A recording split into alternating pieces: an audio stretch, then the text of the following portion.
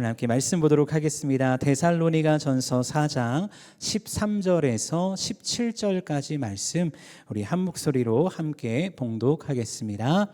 형제들아, 자는 자들에 관하여는 너희가 알지 못함을 우리가 원하지 아니하노니 이는 소망 없는 다른 이와 같이 슬퍼하지 않게 하려 함이라. 우리가 예수께서 죽으셨다가 다시 살아나심을 믿을진대 이와 같이 예수 안에서 자는 자들도 하나님이 그와 함께 데리고 오시리라. 우리가 주의 말씀으로 너희에게 이것을 말하노니 주께서 강림하실 때까지 우리 살아남아 있는 자도 자는 자보다 결코 앞서지 못하리라. 주께서 호령과 천사장의 소리와 하나님의 나팔 소리로 친히 하늘로부터 강림하시리니 그리스도 안에서 죽은 자들이 먼저 일어나고 그 후에 우리 살아남은 자들도 그들과 함께 구름 속으로 끌어올려 공중에서 주를 영접하게 하시리니 그리하여 우리가 항상 주와 함께 있으리라. 아멘. 오늘 본 말씀을 통해서 기억하며 기다리는 삶이란 제목으로 함께 말씀을 나누고자 합니다. 여러분, 인생을 살아가면서 무언가를 간절히 기다려본 경험이 있으십니까? 아마 우리 삶 가운데 어떤 대상과 목적에 따라서 기다리는 삶을 참 많이 살아온 삶이지 않나 라는 그런 생각을 합니다.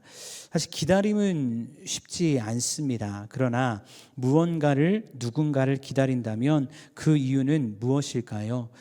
그것은 목적과 대상이 분명하기 때문에 기다리는 것입니다. 여러분, 혹시 그 프레포족이란 얘기를 혹시 들어보셨나요? 제가 이제 항상 TV를 볼 때 시사, 뉴스 이런 걸 참 좋아하는데 토요일 저녁이 되면 그 KBS에서 세계는 지금이라는 프로를 통해 세계에서 일어나는 수많은 일들을 이야기해주는 프로그램이 있거든요. 근데 그 프로그램을 보는데 프레포족이란 이야기가 나오게 되더라고요. 많은 분들에게 생소한 단어로 들을 수 있는데 프레포족은 누구냐면요, 지구 종말을 대비하는 사람을 뜻하는 단어입니다. 이들은 흔히 말하는 지구 종말, 인류 멸망에 대한 확신을 가지고 있기 때문에 그날을 기다리며 한편으로는 그날을 철저히 준비해야 된다라고 주장하는 사람들입니다. 프레포족은 코로나19 팬데믹 이후에 대폭적으로 증가를 했는데요. 이들은 원전 사고, 핵전쟁, 유성 충돌 등에 대한 두려움으로 인해서 이런 문제가 발생했을 때 자신과 가족을 지켜야 된다라는 강한 의지를 가지고 여기 오른편에 있는 프레포족의 필수 배낭이거든요. 이런 것들은 기본이고 비상식량, 의약품 이런 것들을 준비하는 거죠. 어떤 사람들은, 대다수의 사람들은 또 큰 돈을 들여서 어떤 위협에도 자신들을 지켜줄 벙커까지 만들어놔서 그런 핵전쟁이 일어날 때, 유성이 충돌할 때, 지구 종말이 왔을 때 그곳에 가서 우리는 살 것이다 라는 것을 준비하는 사람들이라고 합니다. 미국에서 이 프레포족이 시작을 했는데 현재 미국에 프레포족이 몇 명이나 있는지 보니까 2천만 명이나 이렇게 증가를 했다고 합니다. 그리고 이들에 대한 미국의 시장 규모는 연간 4조 원이 가깝게 그렇게 지출이 되어지고 있다라고 이야기를 하더라고요.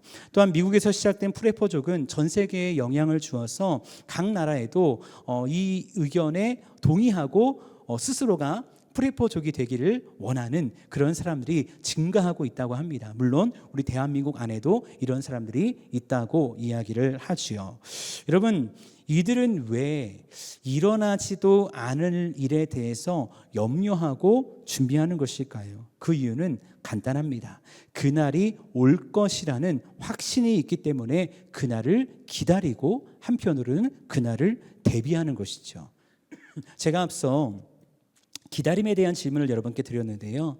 사실 오늘을 살아가는 우리를 포함해서 성경에 나오는 수많은 믿음의 사람들, 그들의 삶을 한마디로 표현하라라고 하면 이렇게 말할 수 있을 것 같아요. 그들은 기다리는 사람들이었다. 우리가 잘 아는 믿음의 조상이었던 아브라함, 무엇을 기다립니까? 약속의 아들을 기다립니다. 하나님의 축복을 기다렸다는 것입니다. 그 자손들은 하나님의 더 큰 약속인 민족의 축복을 기다렸습니다. 그리고 큰 민족이 되어 출애굽한 이스라엘 백성들은요, 가나안 땅에 들어가기를 기다렸고요. 약속의 땅에 들어간 이스라엘 백성들은 하나님이 보내주실 메시아를 기다렸다는 것입니다. 그리고 오늘을 살아가는, 오늘 예배하는 우리는요, 누구를 기다려야 할까요? 바로 2000년 전 이 땅에 오셔서 죽으시고 부활하신, 그리고 다시 오실 예수 그리스도를 기다려야 할 줄로 믿습니다. 여러분, 우리는 2주 전에 부활주일로 함께 예배를 드렸습니다.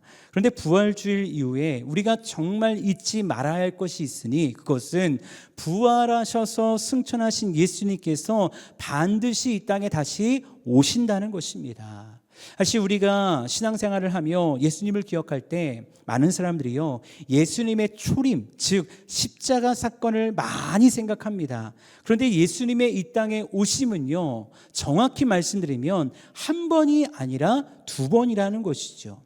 초림하신 예수님의 목적이 구원이었다면 앞으로 재림하실 예수님의 목적은 심판이라는 것입니다. 하지만 그 심판은요, 결코 우리에게 두려운 것이 아닙니다. 왜냐하면 디모데후서 4장에 나오는 사도 바울의 고백처럼요, 의로우신 재판장 되시는 주님께서 우리를 위한 의의 면류관을 준비하실 것을 우리는 믿기 때문입니다. 그것을 믿고 신앙생활하며, 그것을 믿고 헌신하며, 그것을 믿고 예배하고 있기 때문이라는 것이죠. 그리고 그것을 믿기에 우리는 주님을 기다리는, 그 주님을 기억하는 그 믿음의 삶을 살아가는 것입니다. 하지만 사실 이 기다림은요, 우리만의 기다림은 아니었습니다. 이미 2000년 전 그때부터 지금까지 수많은 믿음의 사람들의 기다림이었다는 것이죠. 그래서 한편으로는 이런 이야기를 할 수 있어요. 아니, 왜 안 오시는 거야? 오신다면서 왜 안 오시지? 라고 답답해하며 오해하는 사람들도 있다는 것이죠. 여러분, 예수님께서 분명히 오신다고 말씀하셨지만 오시지 않는 이유가 무엇일까요? 베드로서 3장 9절은 그 이유를 이렇게 말씀합니다. 함께 읽겠습니다. 시작. 주의 약속은 어떤 이들이 더디다고 생각하는 것 같이 더딘 것이 아니라 오직 주께서는 너희를 대하여 오래 참으사 아무도 멸망하지 아니하고 다 회개하게 이르기를 원하시느니라. 어떤 이들이 말한다는 거예요. 왜 이렇게 더디냐? 그 약속, 주님의 오신다는 그 약속이 왜 이렇게 이루어지지 않습니까? 라고 말한다는 것입니다. 그런데 주님의 마음이 무엇이라는 것입니까? 오래 참으사, 너희에 대해서 더 기다리고 더 인내하고 더 오래 참으사 아무도 멸망하지 아니하고 다 회개하고 구원받기를 원하신다는 것입니다. 여러분, 이 말씀을 보면서 우리가 깨닫게 되는 것이 있죠. 사실 우리가 다시 오실 예수님을 기다리는 줄 알았는데 정작 누가 더 기다리시는 겁니까? 하나님이 기다리신다는 것입니다. 아무도 멸망하지 않고 놀라운 생명과 구원의 은혜를 얻기를 말입니다. 그렇기에 이 놀라운 구원의 선물을 받은 우리가 무엇을 기대하고 기다려야 할까요? 앞서 말했듯 다시 오실 예수님을 기다리고요, 우리의 삶 가운데 그 예수 그리스도를 증거하는 부활의 증인이 되는 하나님의 사람이 되기를 기대해야 할 줄로 믿습니다. 근데 때로는 이런 삶을 사는 것이 참 힘들고 어렵습니다. 요즘같이 교회에 대한 수많은 소문과 수많은 어떤 기사가 난무하는 시대 속에서 믿음으로써, 신자로서 살아간다는 것이요, 얼마나 힘들고 어려운지 모릅니다. 많은 것을 포기하고 희생해야 됩니다. 속상하고 억울한 일이 생길 때도 참 많이 있다는 것이죠. 그래서 신앙에 대해서 많은 고민을 하며 우리는 살아갈 때가 참 많다는 것입니다. 근데 오늘 말씀에 나오는 이 성도들도요, 데살로니가 교회의 성도들도요, 그런 고민과 번민 속에서 주님을 따라가고 있었다는 것입니다. 우리가 오늘 함께 데살로니가 전서 4장 말씀을 읽었는데, 당시 데살로니가 지역은요, 상당히 큰 도시였습니다. 그래서 이 데살로니가에는 세 가지의 특징이 있었는데, 첫 번째는 항구 도시였어요. 그러니까 이 항구 도시니까 그 데살로니가는요, 두 번째로 무역의 중심지가 되었습니다. 항구 도시로서도 정말 큰 도시였지만 그 로마의 어떤 통치 안에서 동서를 교통의 요충지로서 데살로니가 참 좋은 지역이었거든요. 그래서 두 번째는 무역의 중심지였다는 겁니다. 그러니까 항구 도시요, 무역의 중심지니까 데살로니가에는 참 많은 인구들이 살고 있었다고 합니다. 학자들에 의하면 데살로니가에는 한 20만 명의 인구가 살고 있었는데, 더 놀라운 것은 이 20만 명의 인구 중에서 유대인들의 인구도 상당했다고 하죠. 여러분, 데살로니가에 유대인들이 많았다, 많은 사람들이 살고 있었다는 것은 무엇을 의미할까요? 긍정적으로 생각하면 야, 복음을 전할 사람이 많구나 라고 생각할 수 있는 거예요. 근데 반대로 생각하면 복음을 함부로 전했다가는 그 유대인들의 핍박과 고난이 너무나도 많은 곳이구나, 예수 믿기 정말 힘들고 어려운 곳이겠구나 라고 생각할 수도 있다는 것입니다. 우리가 사도행전 17장 5절을 통해 이 의미를 더 정확히 알 수 있는데요, 이렇게 말씀합니다. 유대인들은 시기하여 저자의 어떤 불량한 사람들을 데리고 떼를 지어 성을 소동하게 하여 야손의 집에 침입하여 그들을 백성에게 끌어내려고 찾았으나, 이 말씀은 사도 바울이 데살로니가에서 사역했을 때 이 사도 바울을 잡기 위해서 그 데살로니가에서 일어났던 그 소동을 이야기하고 있는 말씀입니다. 그런데 이 말씀 보니까 그 성 데살로니가를 소동하게 했던 사람들이 누굽니까? 주체가 누굽니까? 유대인들이에요. 유대인들이 시기하여 저자의 어떤 불량한 사람들을 데리고 떼를 지어서 성을 소동하게 했다라고 이야기하고 있거든요. 여러분, 생각해 보십시오. 20만 명이나 사는 데살로니가를 소동하게 했을 정도라면요, 그 유대인들의 힘과 능력과 권력이 얼마나 대단했을까요? 그래서 사도행전을 보면 사도 바울이 이 데살로니가에서에 대한 마음이 강했지만 3주 정도밖에 사역을 하지 못하고 다른 지역으로 도망가듯이 이동하게 되었습니다. 왜냐하면 그 수많은 유대인들이 복음을 전하는 바울을 잡고자 했기 때문이었죠. 결국 이 말씀을 통해 우리가 알게 되는 것, 데살로니가 지역에서 예수님을 믿고 따른다, 그곳에 교회가 세워진다, 그 교회가 성장한다, 이것은 참 쉬운 일이 아니었다라는 것을 우리는 알게 됩니다. 근데 놀라운 것이 무엇인지 아십니까? 우리가 데살로니가 전서를 보면서 놀라운 사실은 이 데살로니가 교회에 대한 그 사람들, 사도 바울 주변에 있는 사람들의 평판입니다. 그들이 데살로니가를 향해 이렇게 말합니다. 그러므로 너희가 마게도냐와 아가야에 있는 모든 믿는 자의 본이 되었느니라. 믿는 자의 본이 되었다는 것입니다. 으뜸이 되었다는 것입니다. 바울은 2차 전도 여행 때 데살로니가를 방문했고, 앞서 말했듯 한 3주밖에 사역하지 못하거든요. 근데 그곳을 어쩔 수 없이 떠났던 바울의 마음 가운데 안타까움이 있는 거예요. 그들이 잘 성장하고 있을까? 괜찮을까? 교회는 어렵지 않을까? 그래서 바울이 아덴에서 사역할 때 그의 사랑하는 제자 디모데를 그 데살로니가로 보냅니다. 디모데야, 가서 그 데살로니가 교회가 잘 세워졌는지, 성도들이 힘들지 않은지 좀 살펴보고 왔으면 좋겠다라고 부탁을 하는 거예요. 그리고 시간이 지나서 바울은 고린도에 정착해서 사역을 하고 있었는데 디모데가 데살로니가에 대한 소식을 가지고 온 것입니다. 근데 그 소식이 바로 이 소식인 거예요.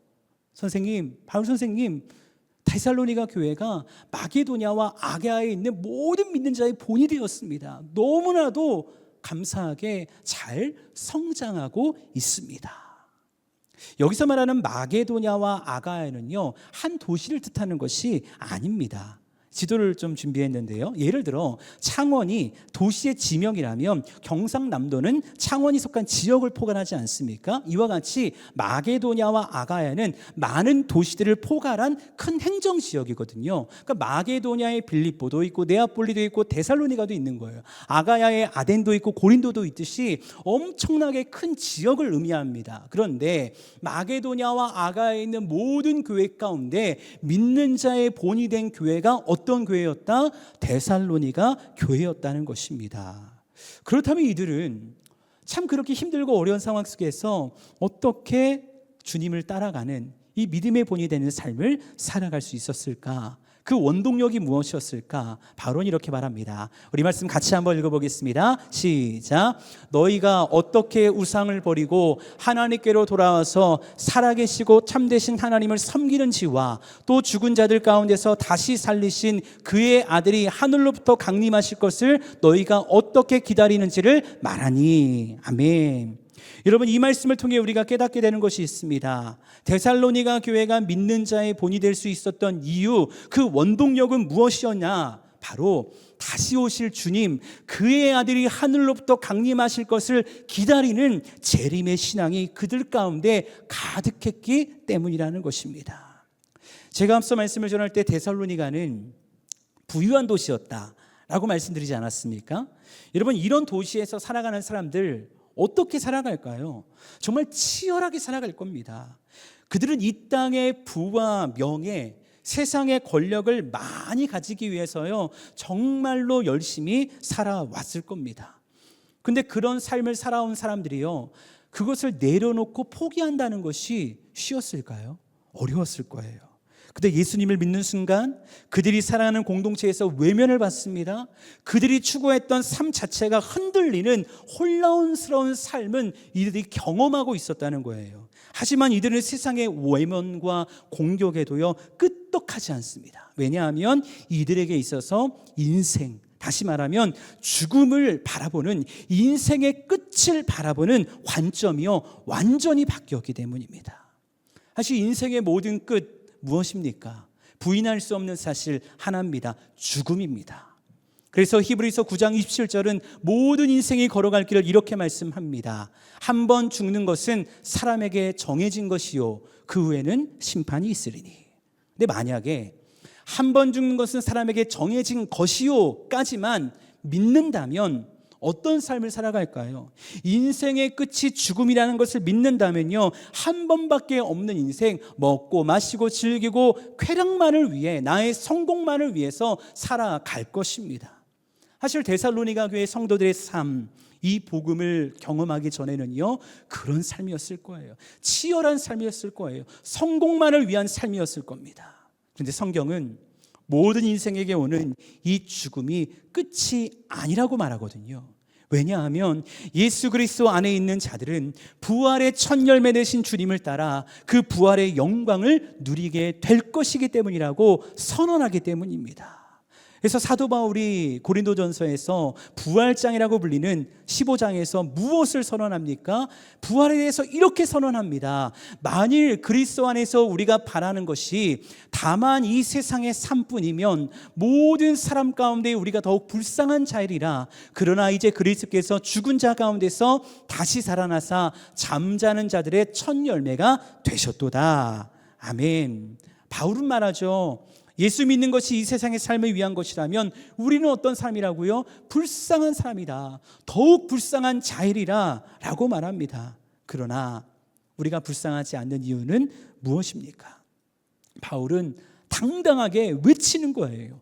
예수님이 부활하셨다는 것입니다. 부활의 첫 열매 되셔서 예수 믿는 모든 자들 마지막 주님 오시는 그날에 이 부활의 영광에 참여할 것이라는 것입니다. 이 자리에 있는 우리 모두도 이 부활의 영광에 참여할 것입니다.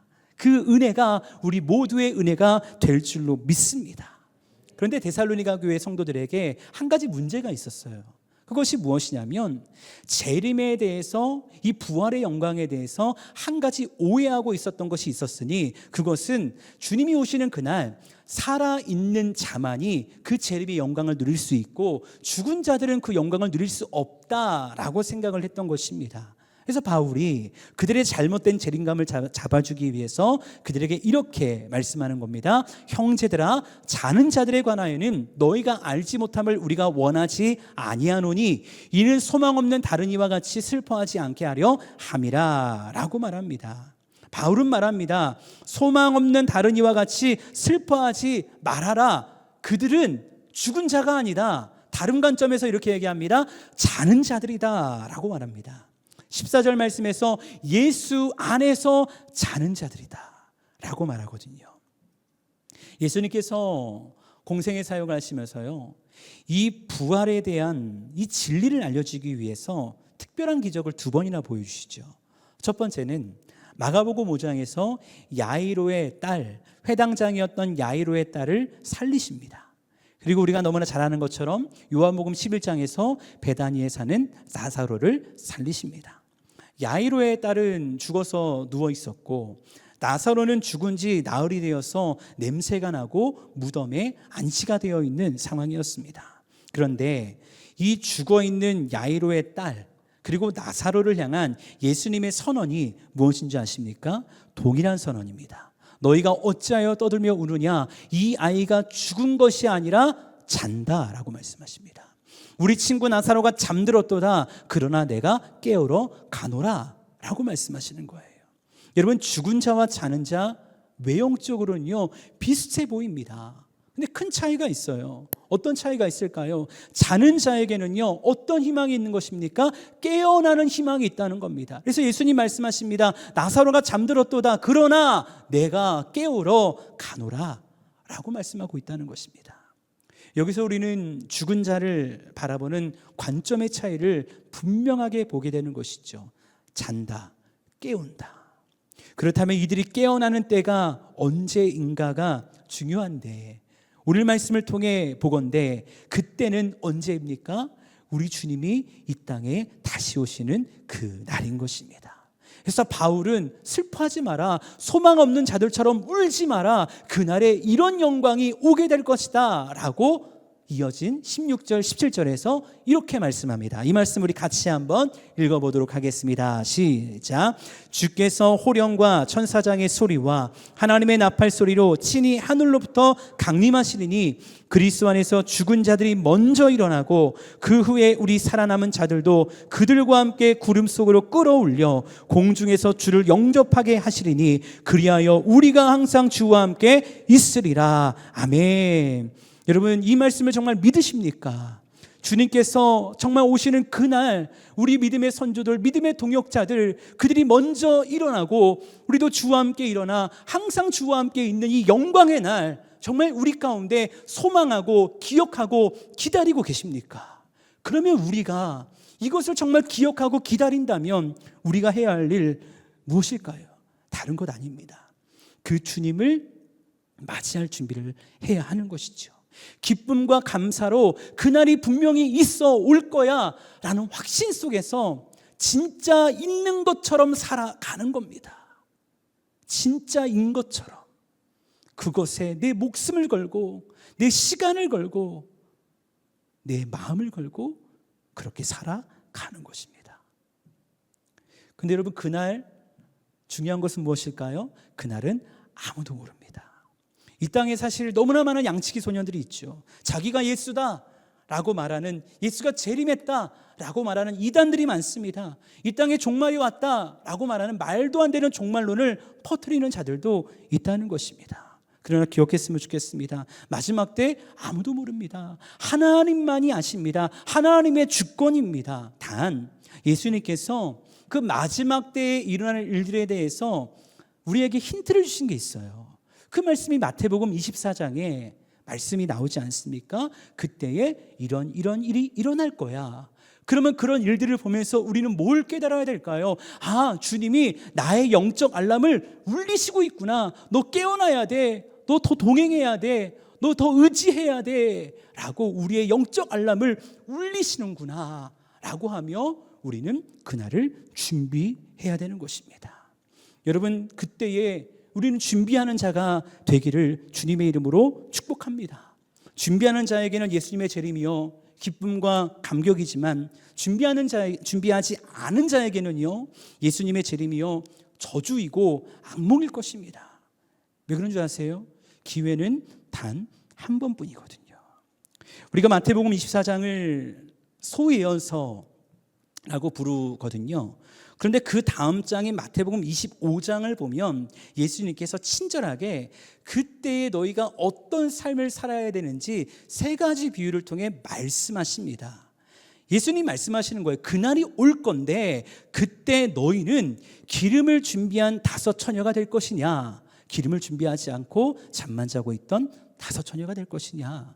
그때 너희는 5달란트 2달란트를 맡았던 자처럼 주인 앞에 충성하여 달란트를 남기는 자가 될 것인가? 아니면 1달란트 맡았던 자처럼 주인에 대해 오해하고 달란트를 묻어두는 자가 될 것인가? 그때 너희는 주의 사랑을 실천하는 양이 될 것인가? 주의 사랑을 실천하지 않고 내 멋대로 살아가는 염소가 될 것인가?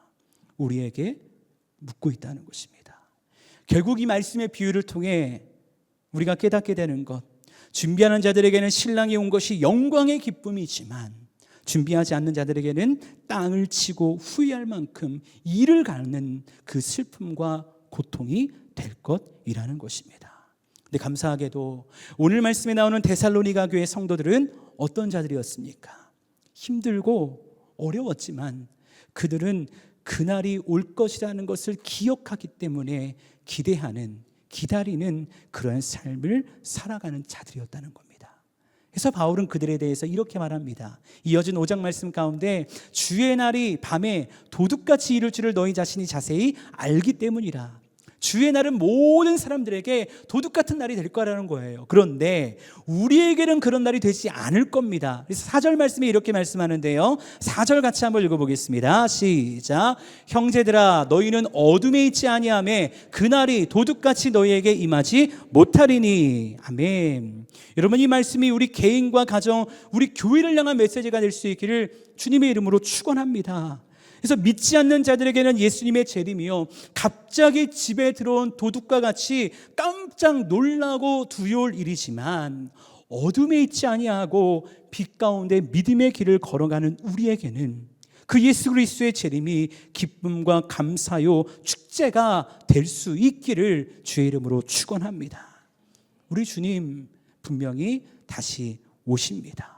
2주 전 우리가 부활주일 예배드리고 2주의 시간을 지났는데 우리는 반드시 이것을 기억하며 주님과 동행하는 믿음의 삶을 살아가야 한다는 것입니다. 그래서 우리가 매주 수요일마다 예배를 마칠 때마다 무엇을 고백합니까? 오른손 들고 아멘 주 예수여 오시옵소서 마라나타 라고 외칩니다. 근데 여러분, 이 고백이요, 매주 외치는 단순한 구호가 되지 않기를 소원합니다. 이 땅을 살아가는 나의 삶이 때로는 데살로니가 교회 성도들처럼 힘들고 어려운 삶일 수 있지만 나의 삶이 정말 부활의 주님을 기억하고 기다리는 삶이었기에 사랑하는 나의 주님, 지금 오셔도 나에게는 기쁨입니다. 나에게는 감사합니다. 나에게는 축복입니다. 이 확신 속에 외칠 수 있는 믿음의 선포가 될 수 있기를 주님의 이름으로 축원합니다.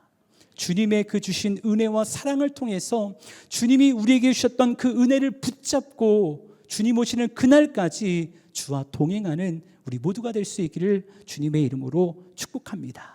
오늘 말씀을 준비하면서 한 영상을 준비하게 됐는데요, 우리 영상을 잠깐 보고 기도하며 나아가는 그런 시간이 되었으면 좋겠습니다. 한번 영상 보겠습니다.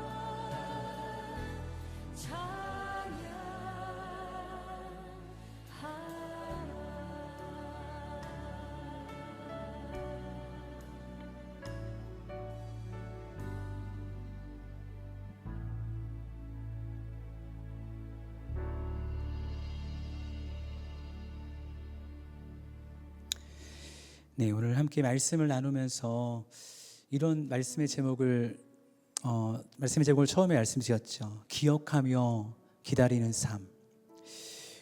데살로니가 교회 성도들이 참 힘들고 어려운 순간들, 예수를 믿고 교회를 지키며 예수를 따라가는 순간순간의 삶이 어찌 보면 이 영상에 나오는 사람처럼 참 힘들고 어려운 순간들이 많았을 겁니다.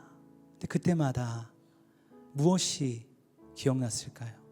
하나님이 주신 그 예수 그리스도의 놀라운 사랑과 은혜, 그 은혜가 너무나 컸기 때문에 그 핍박과 고난에도 부활의 증인이 되어 하나님 나라를 세우고 교회를 세우고 아가야와 마게도냐의 믿는 자의 본이 된 그 놀라운 생명의 통로가 됨을 우리가 말씀을 통해 보게 되었습니다. 여러분, 우리에게는 무엇이 기억되고 있습니까? 우리에게 예수 그리스도가 어떤 기억으로 내 마음 가운데 정말 남겨져 있어서 그 은혜로 그 주님을 기다리는 믿음의 삶을 살아가고 있습니까? 어찌 보면 이 영상 속에서 우리의 모습이 때로는 비바람을 맞는 모습, 눈을 맞는 모습, 때로는 이미 쓰러져서 어찌할 바를 할지 모르는 그런 모습일 수도 있습니다. 저 또한 그렇고요. 하지만 그 주님을 기억하며 주님의 십자가의 사랑 앞에 나아갈 때 우린 다시 한번 일어나서 주님 오실 길을 예비하는 거룩한 복음의 통로가 될 줄로 믿습니다. 우리의 삶은 그 주님을 기억하며 기다리는 그 믿음의 삶이 되어야 할 줄로 믿습니다. 주님이 우리를 그러한 복음의 통로로 세워주시는 이 시간 될 줄로 믿습니다. 우리 그 주님을 바라보며 그 주님 안에 결단하는 마음으로 함께 찬양하고 기도하는 귀한 시간 됐으면 좋겠습니다. 우리 마라나타, 우리 함께 찬양하면서 주님 오시는 길을 예비하는 거룩한 신부로 내가 일어나겠습니다. 그 결단으로 함께 찬양하며 주 앞에 나아가도록 하겠습니다.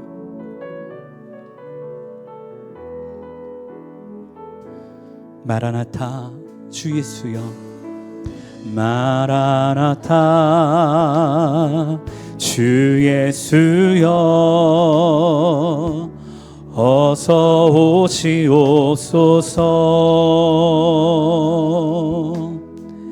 땅의 모든 끝, 모든 족속, 주를 찬송하게 하소서. 마라나타, 주 예수여, 어서 오시옵소서. 모든 열방이 주께 돌아와 춤추며 경배하게 하소서.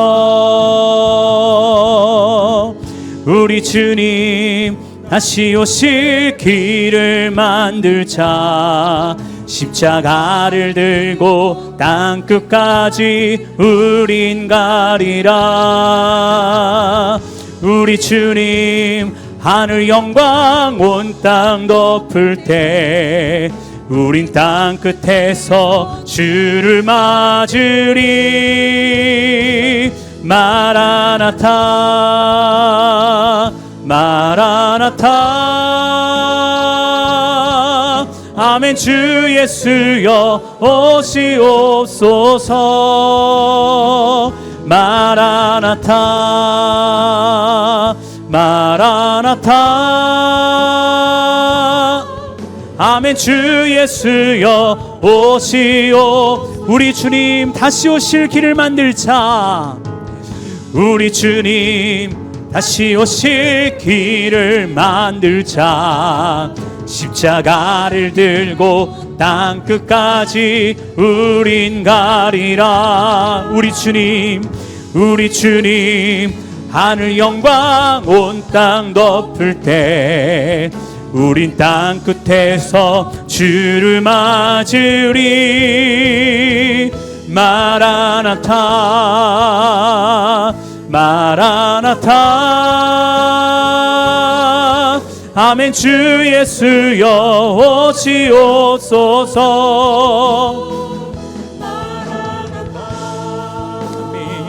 마라나타. 아멘. 주 예수여 오시오. 마라나타 마라나타 마라나타 마라나타. 아멘. 주 예수여 오시옵소서. 마라나타 마라나타. 아멘. 주 예수여 오시오. 아멘. 주 예수여 오시옵소서. 우리 한 번 더 선포합니다. 아멘. 주 예수여. 아멘. 주 예수여 오시옵소서. 지금 기도하며 나아갈 때에 하나님, 우리의 삶이 우리를 위해 이 땅에 오신 그 예수 그리스도의 놀라운 사랑과 은혜, 부활하시고 승천하셔서 다시 오시겠다고 말씀하신, 그래서 이 놀라운 영광의 축복을 우리에게 주실 그 주님을 기억하는 삶이 되게 하여 주시옵소서. 그 주님을 기억하기 때문에 주님을 기다리는 헌신의 삶, 믿음의 삶, 때로는 고난과 역경이 있을지라도 주님을 따라가는 그 믿음의 삶을 살아갈 수 있는 우리가 되게 하여 주시옵소서. 그래서 우리의 삶을 통해 주님 오실 길을 예비하는 거룩한 신부로 우리를 사용하여 주시옵소서. 우리 주여 한번 외치며 간절한 마음으로 기도하며 나아갑니다. 기도하겠습니다. 주여. 아버지 하나님 감사합니다. 오늘 말씀을 통해서 우리가 기억합니다. 이 땅에 오신 예수 그리스도의 놀라운 사랑과 은혜를 기억합니다. 우리를 위해 십자가 지시고 우리에게 놀라운 생명 주신 예수 그리스도를 기억합니다. 또한 부활하셔서 정말 연약하고 무지한 제자들에게 평강을 주시고 그들을 다시 한번 일으켜 세우셨던 예수 그리스도의 놀라운 사랑과 은혜를 기억합니다. 부활 승천하시면서 다시 오시겠다고 약속하신 그 영광의 날을 우리에게 주신 그 예수 그리스도의 놀라운 사랑과 은혜의 말씀을 기억합니다. 우리가 이것을 기억할 때 때로는 힘들고 연약하고 무지한 삶일지라도, 넘어지는 삶일지라도 하나님 믿음 안에서 성령의 충만함 가운데서 어떠한 고난과 역경 속에 주님을 따라가는 삶을 살아갈 수 있도록 성령님 역사하여 주시옵소서. 그래서 데살로니가 교회 성도들처럼 믿는 자의 본이 되어지며 하나님의 놀라운 사랑과 은혜를 나타낼 수 있는 복음의 통로로 우리가 쓰임받을 수 있도록 성령님이 역사하시고 인도하여 주시옵소서. 우리 한 번 더 이 시간 기도하며 나아갈 때 특별히 우리 환우들을 위해서 중보하며 기도했으면 좋겠습니다. 요 근래 많은 환우들에 대한 이야기가, 중보 기도가 많이 올라옵니다. 주님, 그들을 찾아가시고 그들을 위로하여 주시고 그들 안에 무엇보다 이 주님 오시는 그날에 대한 소망을 허락하여 주시옵소서. 부활의 소망과 부활의 신앙으로 그 모든 역경과 고난과 질병들을 이겨낼 수 있도록 그들 가운데 찾아가시고 만져 주시옵소서. 그 마음 가운데 성령의 충만함을 부어주시고 무엇보다 간절히 간구하옵기는 하나님의 능력으로 치료되고 회복되어져서 하나님의 살아계심을 경험할 수 있는 모든 질병의 자리가 될 수 있도록 환우들을 찾아가시고 위로하시고 부활의 신앙으로 승리할 수 있도록 인도해달라고 우리 환우들을 위해서 주여 한번 외치며 다시 한번 기도하며 나가길 원합니다. 기도하겠습니다. 주여. 아버지 하나님, 수많은 환우들, 우리 공동체 가운데 사랑하는 지체들 가운데 질병으로 인해 고난당하고 어려움당하고 있는 환우들을 위해서 기도하며 간구합니다. 그들의 심령 가운데 정말 이 부활의 신앙으로 다시 오실 주님, 그 주님께서 영화롭게 우리를 세워주실 것이라는 그 믿음과 충만함이 그들의 마음 가운데 있을 수 있도록 인도하시고 역사하여 주시옵소서. 그래서 현재 당하는 고난이 때로는 힘들고 버겁고 어려울지라도 주님을 바라보게 하여 주시옵소서. 영광의 주님 안에서 온전히 새롭게 세워질 것이라는 것을 믿음으로 바라보며 주께 영광 올려드리고 주님과 동행하는 믿음의 부여자가 될 수 있도록 인도하시고 역사하여 주시옵소서. 또한 하나님이 하시면, 하나님이 역사하시면 지금이라도 치유되고 회복되고 일어나는 역사가 일어날 줄 믿사오매 하나님의 치유와 회복도 그들의 삶 가운데 놀랍게 생명으로 나타날 수 있는 역사가 일어날 수 있도록 주님 도우시고 인도하여 주시옵소서. 그렇게 역사하시고 일하실 주님 기대하고 찬양하며 예수님의 이름으로 기도드립니다. 하나님 감사합니다. 우리에게 약속하시니 감사합니다. 다시 오시겠다고 말씀하여 주시고 우리를 회복시키시겠다고, 우리를 일으키시겠다고, 우리와 항상 함께 하시겠다고 말씀하시니 너무나 감사합니다. 주님, 우리의 삶이 그 주님을 날마다 기억하는 삶이 되게 하여 주시옵소서. 내가 받은 사랑, 내가 받은 그 은혜가 얼마나 놀라운지를 날마다 기억하기에 그 은혜 가운데 주님을 따라가며 하나님, 때로는 고난과 역경이 있을지라도 그 고난과 역경 속에서도 주님을 기다리고 주님을 바라보는 믿음의 삶을 살아가는 우리 모두가 될 수 있도록 인도하여 주시옵소서. 그래서 우리의 삶이 데살로니가 교회 성도들처럼 그 주변에 있는 수많은 사람들에게 믿는 자의 본이 되어지고 정말 귀한 복음의 통로가 되어졌던 것처럼 오늘을 살아가는 우리의 이 믿음의 삶, 정말 하나님 나라가 있다, 주님의 날이 온다라는 확신을 가진 우리의 믿음의 삶을 통해 하나님의 나라가, 하나님의 영광이 하나님 퍼져나가게 하는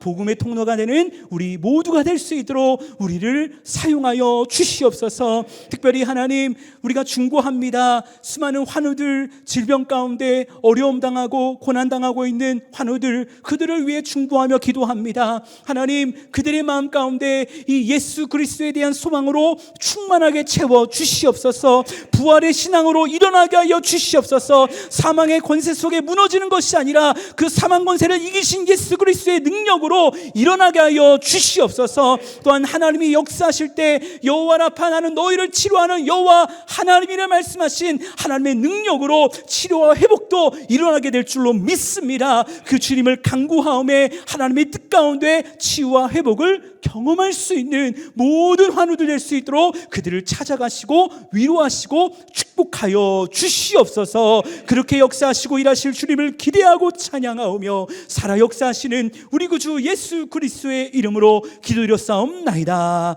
아멘. 우리 그렇게 일하실 주님께 감사와 영광의 박수 올려드립니다. 아멘. 우리 일어나셔서 오른손 들고 주님 오시는 그날까지 믿음의 길 걸어가기를 선포하며 나아갑니다. 아멘. 주 예수여 오시옵소서. 마라나타.